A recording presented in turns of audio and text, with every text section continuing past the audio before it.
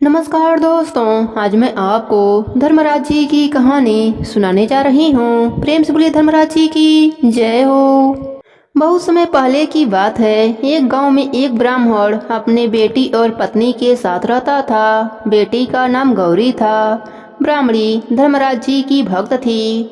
उसने धर्मराज जी के कथा कहानी सुनने का नियम लिया हुआ था। वह रोज धर्मराज जी की कथा कहानी सुनती थी। गौरी माँ को ऐसा करते देखा तो उसके मन में भी धर्मराज जी के प्रति श्रद्धा उत्पन्न हुई। उसने भी माँ से कहा, मैं भी धर्मराज जी के कथा कहानी सुनने का नियम लूंगी। बेटी की श्रद्धा देखकर माँ को खुशी तो हुई, पर उसने कहा, बेटी जब तुम बड़ी हो जाओगी तो तुम्हारा विवाह हो जाएगा, तुम्हें ससुराल जाना होगा। हो सकता है तुम अपने इस नियम का पालन वहाँ ठीक से ना कर पाओ, तब तुम्हें दोष लगेगा। पर गौरी अपने जिद पर अड़ी रही। उसके हट के आगे ब्राह्मणी को झुकना पड़ा। उसने बेटी को धर्मराज जी के कथा कहानी सुनने का नियम दिलवा दिया। दिन बीतने लगे। गौरी बड़ी हुई। योग्य वर देखकर माता पिता ने उसका विवाह कर दिया। वह विदा होकर ससुराल आ गई। ससुराल में सास, जेठानी, देवरानी सभी थे। गौरी अपने ससुराल में कुछ महीने तो ठीक से निकाल दिए। धर्मराज जी की कथा कहानी नियम से करती रही। पर एक दिन देवरानी और जेठानी से गौरी की कहा सुनी हो गई। वह लोग उससे नाराज हो गए और उन्होंने धर्मराज जी की कथा सुनने से इनकार कर दिया। उन्होंने कहा, तुम तो सारा दिन कथा कहानी में लगी रहती हो, घर के काम में हाथ नहीं बटाती। हम लोगों को घर का सारा काम करना पड़ता है। अगले दिन गौरी नहा धोकर आई। वह सबसे कहती रही, मेरी कहानी सुन लो, पर सबने मना कर दिया। सबने कहानी सुनने से इनकार कर दिया। उल्टे उस पर इल्जाम लगाने लगे कि घर के काम करने के लिए वह बहाना बना रही है। सास ने उसको घर के काम करने की हिदायत दी। लाचार गौरी घर के काम करने लगी।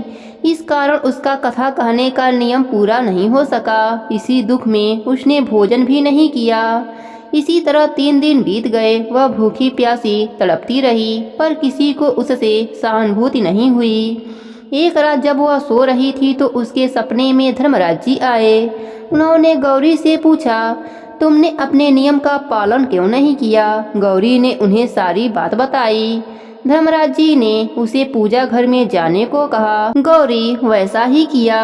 पूजा घर ज्यादातर बंद ही रहता था, क्योंकि ससुराल में किसी को पूजा पाठ में इतनी श्रद्धा नहीं होती थी। गौरी ने जब पूजा घर खोला तो वह हैरान रह गई।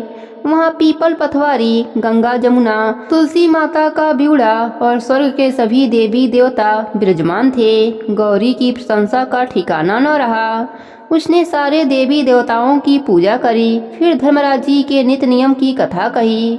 उसने खुशी खुशी पूजा घर का दरवाजा बंद किया और चौके में आई। उसने अपने थाली में भोजन परोसा और खाने लगी। सभी देवरानी जेठानी खटपट की आवाज सुनकर रसोई घर में आए तो गौरी को भोजन करते देखा।